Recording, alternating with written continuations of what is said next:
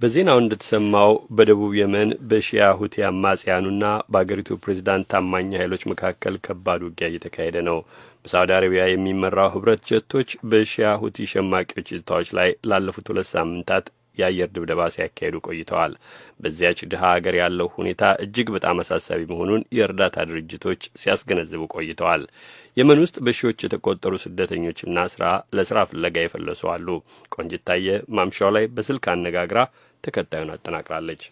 ከተማዋ ኤደን በአውሮፕላን እየተደበደበች ነው። ካለንበት ሽሽት ላይ ነን። የምንሸሽበት አተን እንጂ እዚህ ቦታ ብንሄድ እንተርፋለን ብለን አይደለም፣ ወዳገኘነው ነው የምንሄደው። ወደ 300 እንሆናለን ብለውኛል ስደተኛው። ከሀገር የወጣሁት ከመንግስት ጋር ባለኝ ችግር ነውና ስሜን አትግለጪም ብለውኛል። አሁን አዳምጡ እስቲ። በአውሮፕላን እየተመታ ነው። በጣም ኃይለኛ ምት ነው። አሁን ቶክስ ካለንበት ቦታ ተነቅለ ወደ ቦታ እየሸሸን ነው። ምግብ የለንም፣ ውሃ የለ እንትን ማለት መጠለያ የለንም። የትም ምግብ አጥተን እኛ በችግር እየተጋለጥ ነው በአሁኑ ሰዓት። ከተማ ውስጥ ናችሁ ወይስ ከተማ ውስጥ በሳቲን የምትባል ቦታ? እሺ፣ ስደተኛ ካምፕ ነው ያላችሁት ወይስ ከተማ ውስጥ ነው እንዲሁ የምትኖሩት? ስደተኛ ካምፕ ውስጥ አልገባንም። እስካሁን አላገኘም። ጠይቀን ነበር፣ እስካሁን አልተሰጠንም። መንቀሳቀሻ ፈጠን እንግዲህ አሁን በሳጥን ውስጥ ቁጭ ብለን ከኪራይ ማተባረን ነው። በቤት እንትን ኪራይ ነው የምንቀመጠው። አሁን ከዛ ወጥተን እንግዲህ የምንከፍለው አጥተ ውጪ እየተሰቃየን ነው ከልጆችና ከሽማግሌዎች ከሴቶች ጋር። ምን ያህል ትሆናላችሁ? ሴቶች ህጻናት አሉባችሁ? ሴቶች ህጻናት አለባቸው። ቢያንስ ከ300 ሰው በላይ ነው።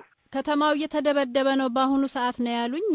አሁን ከኛ እንግዲህ ስንት ልበል እንግዲህ 100 ሜትር የማይርቀው በአውሮፕላን መጣጃ አሁን በድጋጤ ሰው በታንከስ ተነሳ እና ከበድጋጤ ከቤት ወጥቶ ሸሻ። አሁን ወዴት ነው እየሄዳችሁ ያላችሁት? ወዴት ነው የምትሸሹት? የሚረዳችሁ አለ ወይ? አሁን ቦታ እንግዲህ የሆነ ብሎክ አለ። በብሎክ ናለው ቤት ከተማው ከተመታው ብሎክ ወደ ሁለተኛ ብሎክ እየተሻገር ነው። አሁን ሸሽቴ የምናረጋው ሲያጠናን ወዴት አቅጣጫ ወይም ምንም የምናውቀው ነገር የለም። እኛ አሁን ለምሳሌ ከተማ በብሎክ ናለው በመስመር ናለው።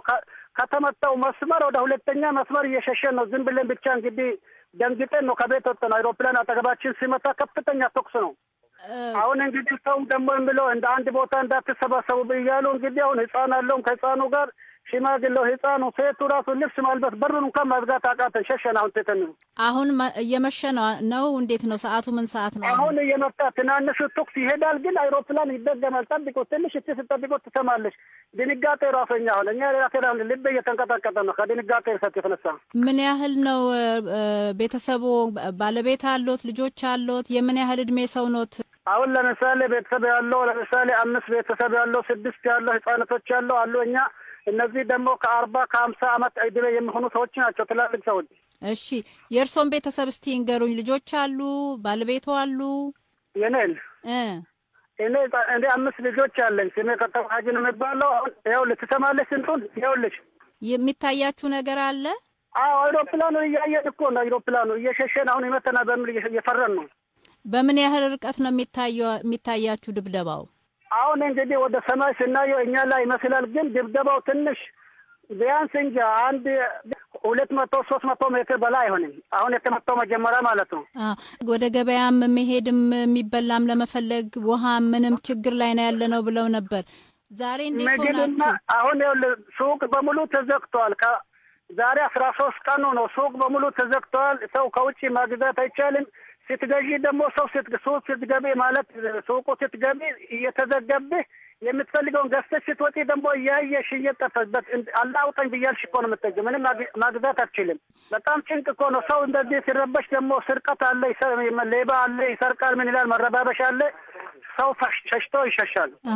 የኢትዮጵያ መንግስት የሀገሩን ዜጎች ለማውጣት ኮሚቴ አቋቁሞ እየተንቀሳቀሰ ነው ተብሎ ነበረ። የሰማችሁት ነገር አለ? ወደ እናንተ የደረሰ መረጃ ማስታወቂያ አለ?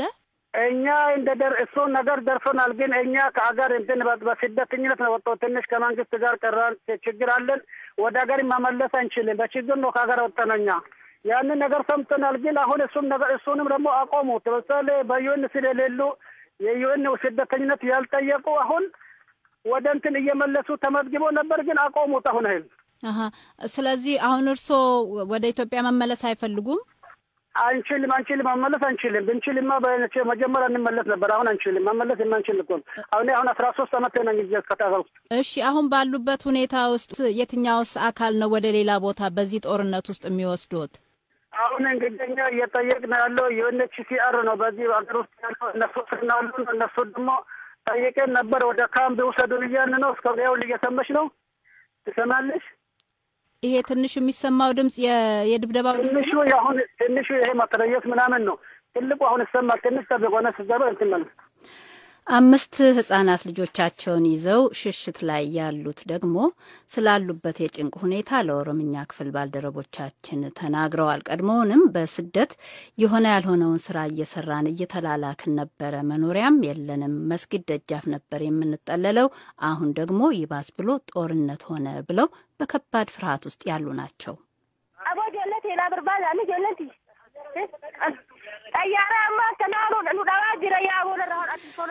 ልጆቼን ፈልጉልኝ የት ናቸው ከሰማይ ይተኮሳል እኔ ወደ ልጆቼ ልሂድ ከላይ እንደ ሳት ነው የሚወርደው ምን እንደሆነ አናውቅም ነው ሲሉ የተሰሙት ወደ ሀገር መመለስ እንደማይፈልጉ ስጋት እንዳላቸው ነው እሳቸውም የተናገሩት ስላሉበት የጭንቅ ሁኔታ ቀድሞም ስለነበሩበት ኑሮ ሰፋ አድርገው ነው ያወሱት በነገ የቤተሰብ ፕሮግራም መለስበታለሁ ቀደም ያሉት ስደተኛ ጠይቁልን ያሉትን UNHCRን ማምሻውን ለማግኘት ሞክረናል በየመን የድርጅቱን የማህበረሰባዊ አገልግሎት ተጠሪ አይሻ ሰኢድን በቴሌፎን አግኝቻቸው ነበረ ነገር ግን እሳቸውም እኔም ራሴ በሽሽት ላይ ነኝና አሁን ያለሁበት ሁኔታ አይመችም በኢሜል ማብራሪያ ሰጣለሁ ብለዋል እንዳገኘና እናቀርባለን ይሁን እንጂ ባለፈው ሳምንት የኦሮምኛ ክፍል ባልደረቦቻችን አነጋግሯቸው ነበርና ከከተሞች ውጪ በስደተኛ ካምፖች ላሉት የምግብ የሕክምና የመጠለያና የመሳሰለውን እርዳታ እናደርጋለን ከተሞች ውስጥ የሚገኙትን አስመልክቶ ግን ያው ያገሬው ሰው እንደሚሆነው ነው የሚሆኑት ማለታቸው ተጠቅሷል አሁን ሁኔታው እየከፋ በመምጣቱ እንደተሰማው የተለወጠ ያሰራር ነገር ካለ ተጠሪዋን እንጠይቃለን ስደተኞቹ እንዳሉን ያገሩ ሰዎች በቁጥር ጥቂት የቀሩ ይኖሩ እንደሆነ ነው እንጂ ሁሉም አደንን ጥለው ወጥተዋል የሌሎች ሀገር ስደተኞችም እየወጡ መሆናቸውን ነግረውናል